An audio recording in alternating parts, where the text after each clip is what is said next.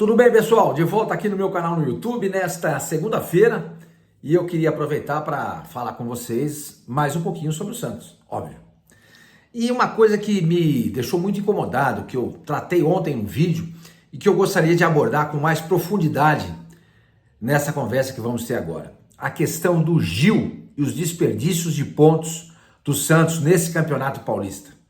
Vocês vão ver como o Santos poderia estar neste momento no campeonato se o Gil tivesse sido titular do Santos, como todos nós detectamos e entendíamos desde o início, menos o teimoso do Pedro Caixinha, menos o turrão do Pedro Caixinha, tá bom? Queria falar também sobre a lesão do Neymar, falar um pouquinho mais sobre o Thiago Maia, a questão do Guilherme, do Soteldo, enfim. Vamos trocar uma ideia nessa segunda-feira, tá? Mas antes eu queria pedir para vocês se inscreverem no canal, deem um like e ativem o sininho, vocês sabem que isso é muito importante para fazer esse canal crescer. E está crescendo e eu agradeço vocês.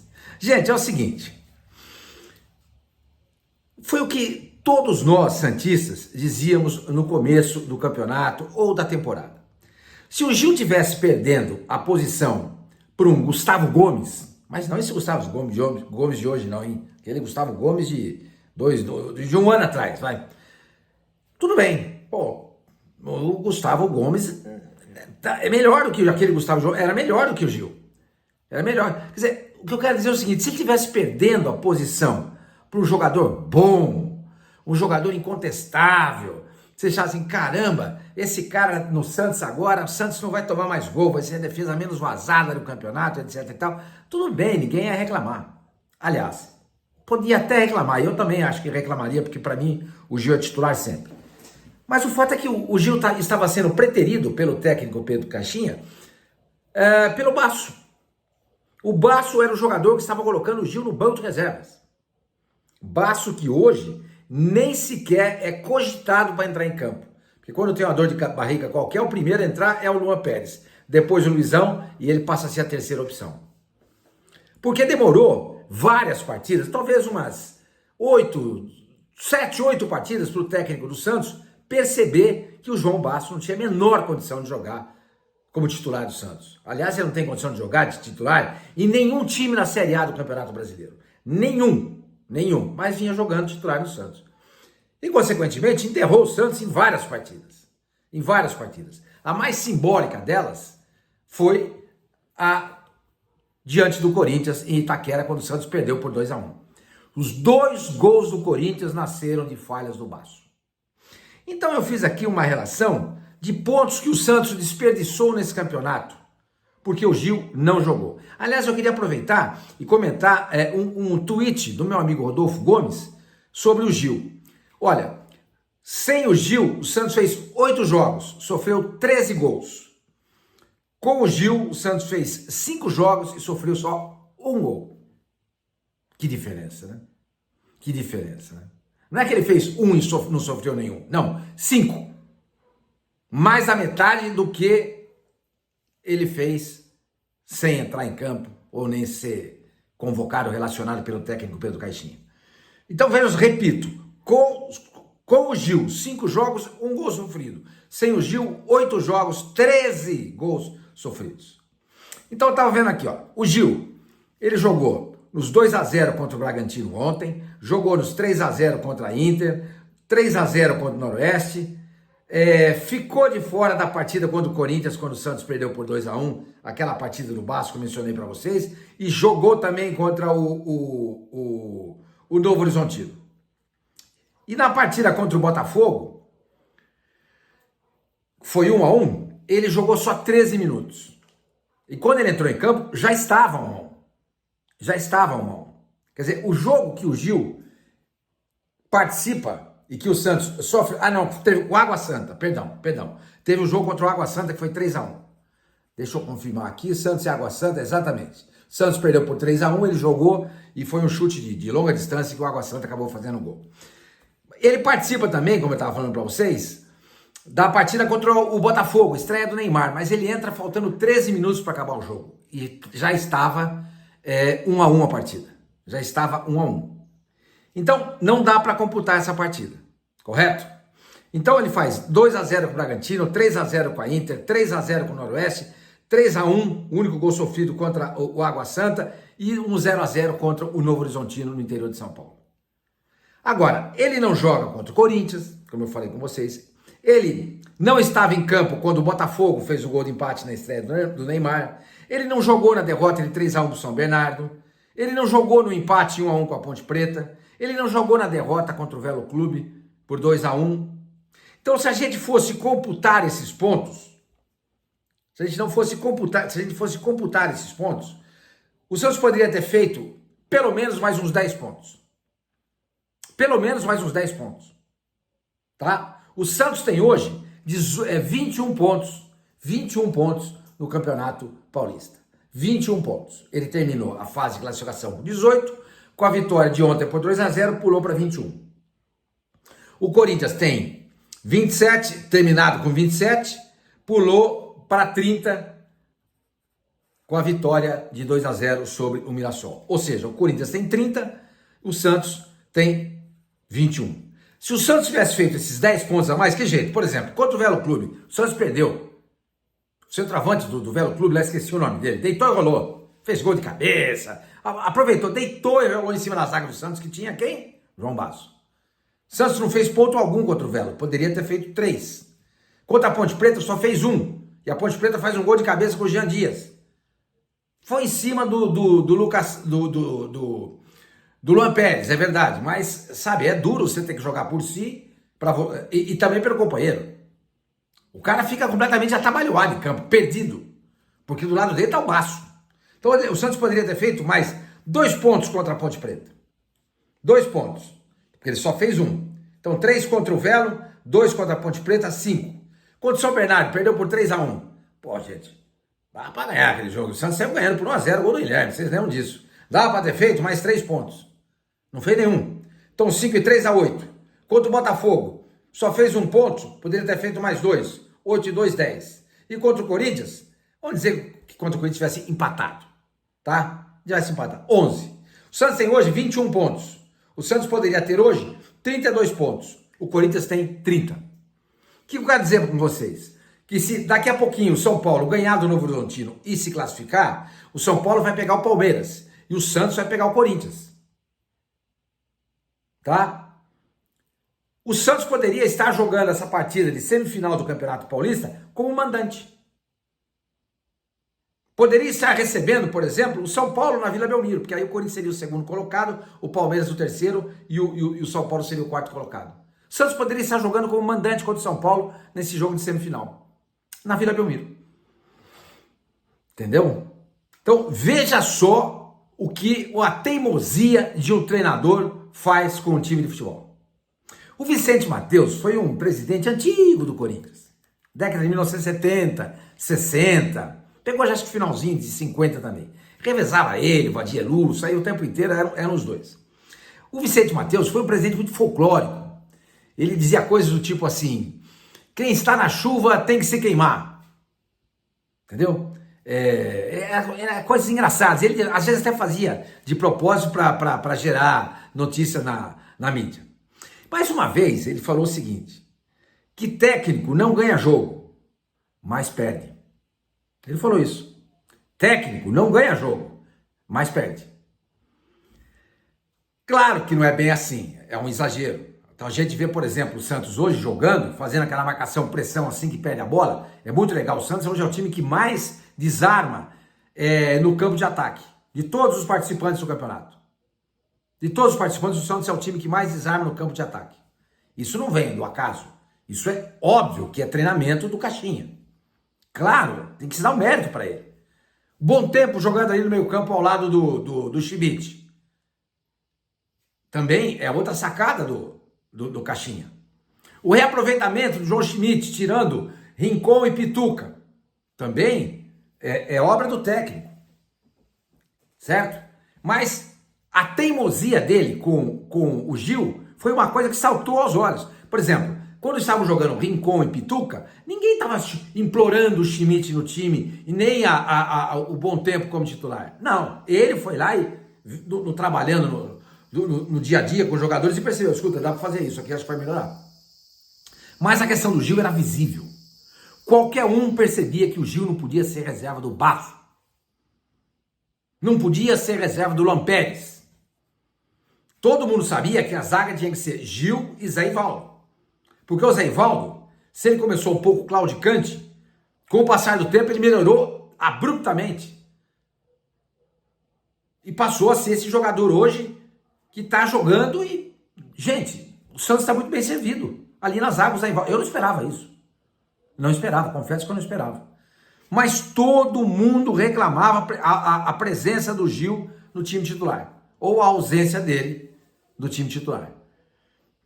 Então, se o Caixinha tem méritos, e os tem, sem dúvida alguma, porque o Santos hoje se encontrou, quando ele muda o meio campo, ele coloca Schmidt e Bom Tempo, ele acerta o ataque ali com o Soteldo, Neymar, Guilherme e o Tiquinho, tudo bem, ele tem seus méritos, mas o Santos desperdiçou muitos pontos nesse Campeonato Paulista, que poderia, hoje, o Santos estar na liderança geral do campeonato e decidindo sempre dentro de casa na Vila Belmiro. Por conta disso, se o São Paulo ganhar hoje, o Santos vai jogar com o Corinthians fora de casa, um jogo só, na semifinal. Se por um acaso o São Paulo passar nos pênaltis ou o classificado for o Novo Horizontino, o adversário do Santos será o Palmeiras, lá no gramado artificial do Allianz Parque. Porque o Santos jogou fora vários pontos. Somei 11, podia ter 32 contra 30 do Corinthians nesse momento. Mas antes tarde do que nunca. O Gil entrou, deu solidez ao time, repito, sem o Gil, foram 8 jogos nesse Campeonato Paulista. 13 gols sofridos. Quase 2 gols por jogo. Com o Gil em campo, 5 jogos, só 1 gol sofrido. Antes tarde do que nunca, como eu falei. Acho que o Santos está bem servido ali na zaga nesse momento, tá? Outra coisa também que eu queria falar com vocês é a questão do Soteldo e do Guilherme. Porque ontem o Soteldo saiu, o Guilherme ficou em campo. E eu até achei que o Guilherme, o Soteldo não tinha feito, não fez, né? Um bom jogo e que eu não tiraria mesmo o Guilherme por conta dele fazer gols. Mas eu notei, lendo os comentários de vocês, e eu já falei, eu leio sempre os comentários de vocês. Gente, é unânime. Todo mundo dizendo que não, que o Soteldo jogou bem e que o Guilherme é que deveria ter saído. Até o meu filho, que esteve lá na Vila Belmiro, assistiu o jogo, falou assim, pai, foi um absurdo o Guilherme ter ficado em campo e saiu o Soteldo. Gente, é o seguinte, deixa eu dar para vocês aqui a minha opinião. Jogador que faz gol é jogador que preocupa o adversário. É jogador que você não pode deixar livre, que o cara vai lá e, pumba, encaixota o gol. Tá, Mano, mas ele não tá fazendo gol. Não, faz 2 jogos que o Guilherme não faz um gol. 2 jogos. Não passa disso. Ele é o artilheiro do Brasil na temporada, com 10 gols. Ele é artilheiro do Campeonato Paulista, 10 gols. Ele é artilheiro do Santos, Campeonato Paulista. 10 gols também. Claro que isso não pode dar ao Guilherme a imunidade de não ser substituído. Ele pode sair, claro que pode. Ele sai e o Soteldo permanece? Pode ser. Mas era um jogo difícil contra o Bragantino. Um jogo difícil. Queira ou não, o Santos não sofreu, é verdade, não sofreu, mas é o Bragantino. É o Bragantino.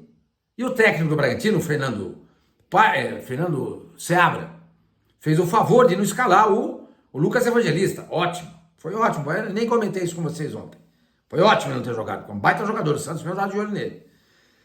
Então, quer dizer, eu não tiraria também. O Soteldo fez um grande jogo para vocês, para o meu filho, Eu, sinceramente, eu não detectei isso. Não detectei isso, tá? Não detectei isso. E acho até que, com o passar do tempo, ele vai perder o lugar no time pro Roleiser. Agora, se o Guilherme passar a não fazer mais gols, a ser um jogador que não dá assistência, não quebra a linha, eu prefiro o Soteldo na esquerda. Mas se o Guilherme continuar fazendo os gols dele, mesmo não jogando tão bem, tendo a bola sob domínio, eu prefiro ele ao Soteldo. Acho o Soteldo mais jogador do que o Guilherme. Com a bola, nos pés, tem a capacidade do drible, da inventividade, 1 contra 1 dele é muito bom. Eu concordo com vocês. mas ele não faz gol. O Guilherme está sendo artilheiro do Santos neste ano e já foi na temporada passada também. O Guilherme faz gol, gente. Você só consegue vencer o adversário se você fizer gol. O Soteldo não faz gol e não dá assistência. Isso é fato. Isso é fato. Ah, mas tem a jogada que antecede a assistência. É verdade. Mas, pô, de vez em quando você precisa dar uma assistência e fazer um gol. Mas ele não faz nada disso. Então, na hora que o técnico sente que precisa mexer, porque o ataque está claudicante naquele momento, está sendo dominado pela defesa adversária, o que ele faz? Ele tem o Guilherme e tem o Soteldo. Ele precisa colocar o Roleiser. O que ele faz? Ele tira o Soteldo. Eu faria o mesmo. Eu faria o mesmo. Porque eu acho que tem um jogador que você não pode mexer no time, dependendo da fase que ele se encontra. Por pior que ele seja no jogo. Matou contra-ataque, etc e tal, você não tira. É que nem o Neymar ontem. O Neymar não fez um bom jogo ontem. O que ele errou de passe chamou atenção. O 1 contra 1 dele não foi legal. Mas o cara com uma bola parada faz um gol. Uma bola parada, mete escanteio na cabeça do zagueiro, sai o gol. Andando em campo, ele incomoda o adversário. Você não tira jogador desse em campo. Não estou comparando o Guilherme ao Neymar, tá? Antes que algum engraçadinho faça essa brincadeira, entendeu? Então, eu queria justificar isso. Eu entendo a posição de vocês e de todos que preferiam a saída do Guilherme e não a do Soteldo. Mas eu entendo também a situação do Caixinha nessa substituição dele. E por falar em Neymar, gente, tem muito torcedor de Santos hoje preocupado por conta da cena, o Neymar saindo de campo ontem, botando a mão no posterior da coxa esquerda, e no banco de reservas a televisão mostrou o médico do Santos fazendo o exame dele, depois ele coloca uma bolsa de gelo na parte posterior da coxa esquerda, exatamente para não inflamar. Disse o Neymar, eu até separei aqui para vocês, ele postou no Instagram dele, abre aspas, estou bem, senti o desconforto e achei melhor me poupar. Fazia tempo que não jogava um jogo com essa intensidade. Estou feliz demais por estar voltando para minha melhor forma física. Fecha aspas. Neymar. Tá? O Pedro Caixinha, técnico do Santos, falou depois do jogo que ele vai ser avaliado essa semana. Mas se fosse alguma coisa muito dramática ou problemática, ele não teria sido dispensado pelo Santos 2 dias. Ele está de folga. Está folgando hoje, segunda, vai folgar amanhã, só volta na terça. Onde é que está o Neymar nesse momento? No Morro de Santa Terezinha, onde ele tem a casa lá em Santos?